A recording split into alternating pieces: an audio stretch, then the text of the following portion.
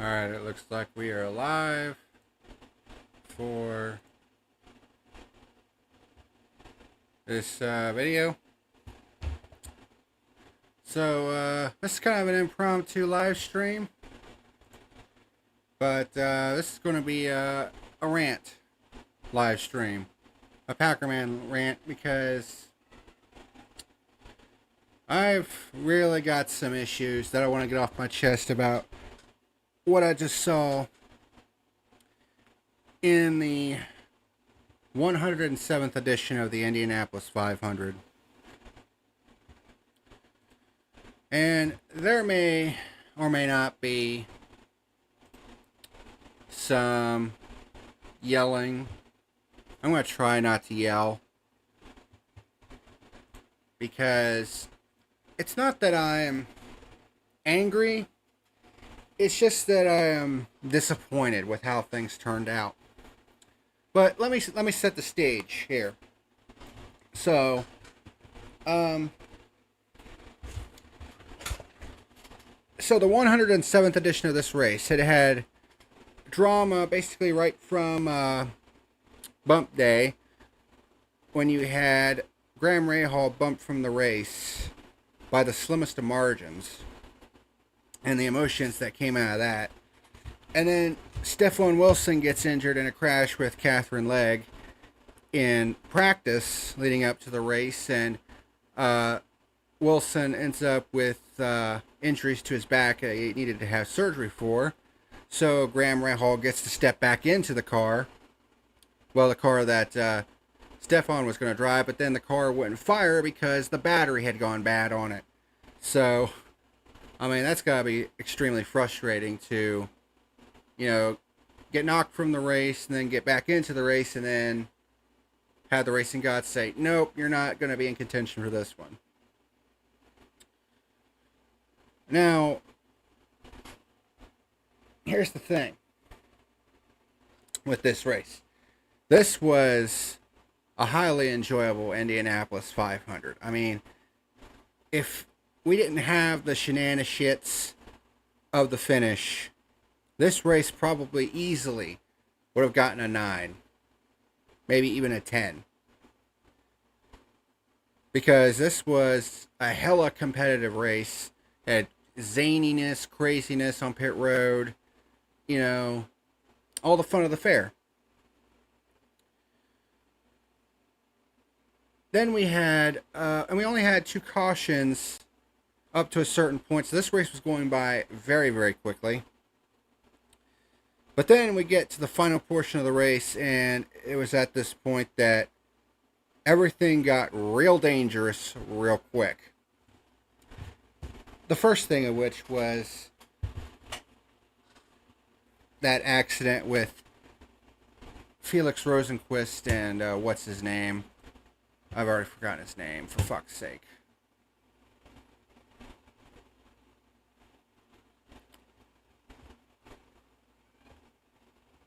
God, who was driving that car that went upside down? God damn it.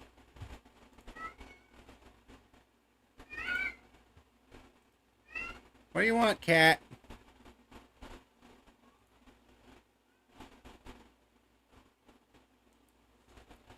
Give me 1 second. Because I want to make sure I get this guy's name. Kyle Kirkwood. There we go.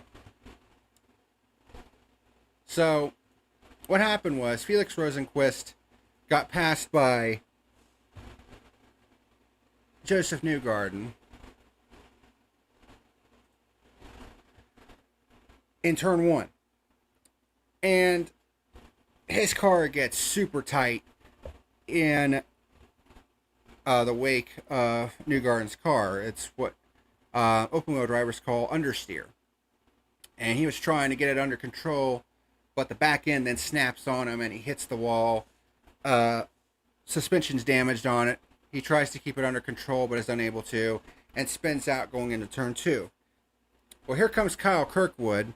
He tries to go high to avoid Felix Rosenqvist's car, and the front of Rosenqvist's car just barely catches the right rear of Kirkwood's car and completely shears the tethers on the left rear wheel. And that wheel goes flying like a rocket over the catch fence in what is a heart-stopping moment. Because those wheels are heavy as all hell, and you get hit by one of those traveling 100 miles an hour, you're done. So when that tire went flying over the grandstand and over the catch fence and towards the grandstand, it was a heart stopper. Thankfully, it didn't go into the grandstand. It kind of landed in a notch in between grandstands in turn 2. And it ended up hitting a parked car that was next to some golf carts. So, thank God for that nobody was injured, because we've seen on too many occasions in the past loose wheels getting up into the grandstands and severely injuring or even, killing people in the grandstands. It's something that has happened far too often in motorsports, and thank God that it didn't happen this time. But that basically set the tone for this finish, and this finish was a disaster.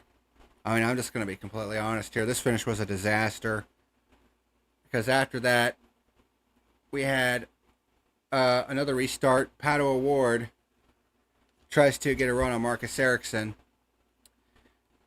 and clips the grass, gets loose, gets into Ericsson, and spins himself out, hits the wall hard, tries to blame it on Ericsson, which, I think is fucking stupid, because he gave you a lane.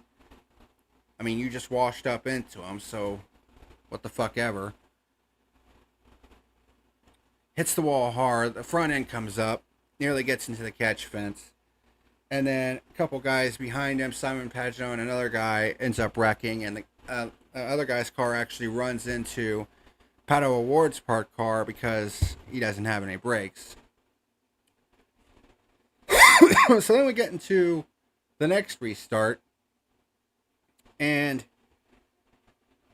we about have a 3-wide pass for the lead right at the front at the start, and then we have wrecking in the back once again. And this brought up the question, should the race have ended under caution? Because up to this point we had 2 red flags, and now there was just 4 laps to go and then 3 laps to go, and it looked like they were going to end the race under yellow, which is honestly what they should have done, because I mean, it was getting to the point where this was just getting too dangerous for these drivers. Because, I mean, I know some people are like, well, we got a great finish at the end. Don't even give me this fucking shit that, because they red flagged it for a 3rd time, we got a great finish. That's not the fucking point. Okay? So don't even give me that fucking shit. And there's something else I want to talk about here in a minute regarding that. But I mean, red flagging the race when they're coming, and there's only 2 laps to go, by the way, when they make this decision to red flag the race, which means that in order for it to go green, they have to come off of pit road and then come back around and immediately take the white flag. Doesn't that seem rather odd to you? Not to mention the fact that I find it really funny that they decided to red flag the race with 2 laps to go when there's a Penske car in Joseph Newgarden running second.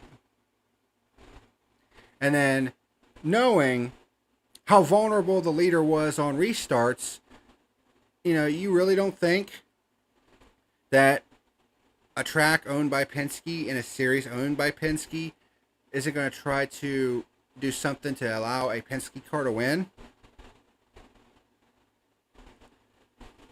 I mean, that's what a lot of people are going to be thinking from this finish. A lot of people are going to be thinking that Marcus Ericsson got screwed.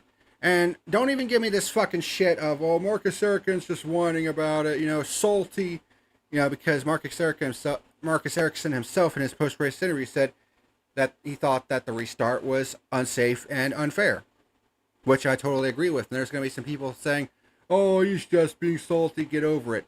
For those of you saying that, seriously, shut your fucking ass. Stick it up your fucking ass crack. All right? Because you wouldn't be saying the same fucking thing if you got screwed out of what was potentially about a $3.5 million payday. So get fucked. You would honestly be doing the exact same fucking thing if you were in his shoes. So shut the fuck up. Yet another reason why I will never defend motorsports fans ever again, because some of them just act like complete fucking retards. And again, that's not a word I like to use very often, but I mean, when you see some of the shit that gets posted on Twitter from some of these motorsports fans, it honestly makes me want to fucking puke.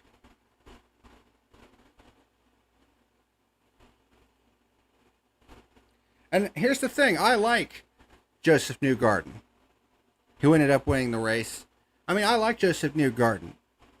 You know, I'm a fan of his driving, and I became a supporter of him. I'm not a hardcore fan of his. I mean, I don't wear the merch or anything of that nature, but I am a supporter of Joseph Newgarden, especially, you know, when you remember what happened to him at Texas a couple years ago when he got into that horrific crash, suffered some pretty significant injuries, and yet not too far down the road he ended up winning at Iowa while still injured.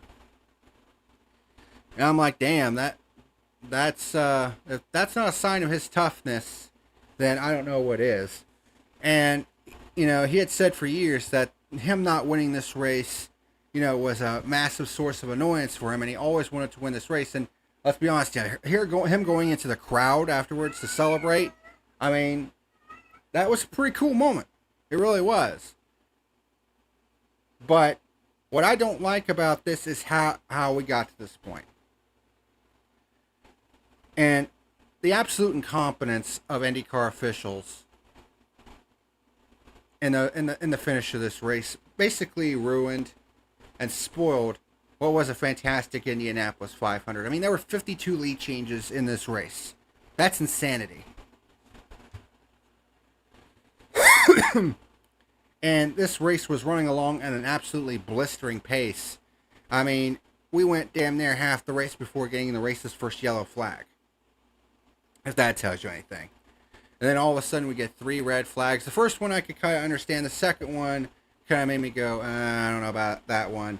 The third one made me think there was a fix. Because are you honestly going to tell me that they made that red flag decision subconsciously? When it's honestly going to look like they tried to rig it to allow a Penske car to win. And this is a Penske-owned track in a Penske-owned series. So you know those accusations are going to come no matter what. So no matter how you slice the pie, this is going to be regarded as a tainted finish, objectively. Because of all the dumb shit that happened leading up to said decision to red flag the race and have a one-lap shootout. I mean, if there were several laps beforehand to allow the guys to warm their tires up, then fine. But to come off pit road cold? I mean, IndyCar is extremely fortunate that nothing happened on that final restart. Because if another big crash would have happened on that final restart, which was fixing to happen, then they would have been roasted to hell and back, and they would have deserved it. And it's absolutely frustrating because, I mean, this was a fantastic race up until that point, and it honestly feels like the finish to this race all of a sudden got NASCAR syndrome. And y'all know how I can't fucking stand the overtimes in NASCAR. I mean, that's what this finish felt like to me. It felt like just, you know, over-dramatized, fucking, just corporate bullshit is what it felt like. It didn't feel organic. It felt synthetic. It felt, you know, it didn't feel like an organic finish. You know, and don't even give me this, well, they wanted to get a green flag finish for the fans. Don't even give me that. So, and also, for those of you that say that, oh, Marcus Ericsson should just get over it, shut the fuck up. Because if you got screwed out of an Indianapolis 500 victory, one of the most coveted victories in all of motorsports, and a potentially $3 to $4 million payday, you would be pissed too. So get the fuck off your high horse. Anyways, that's all I got to say about that. I just wanted to kind of get on here and rant about that a little bit because, I mean, I'm happy for Newgarden. I'm just not happy with the way things went down. And I feel like Ericsson got screwed right there. I'm sorry. That's just how I feel. I mean, if you want to, be civilized about it in the comments and try to give some good counterpoints, then fine, let's have a conversation. But I'm just going to warn you right now, if you come into my comments section, being a fucking dickhead and just spewing nonsense and bullshit, I'm just going to end up blocking you and being done with it. Like, I'm just not going to put up with that shit. So, fair warning. But thank you very much for watching, and I'll see you when I see you.